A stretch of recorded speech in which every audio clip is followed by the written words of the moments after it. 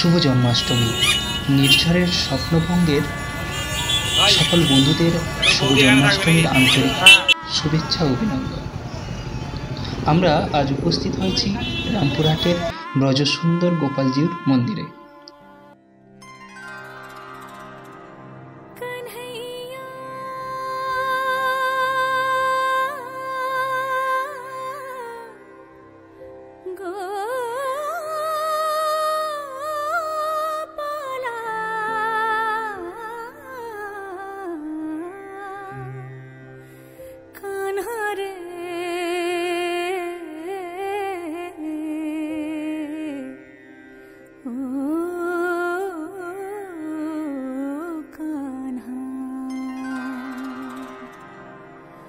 बाजे रे बाजे बाजे मुरलिया।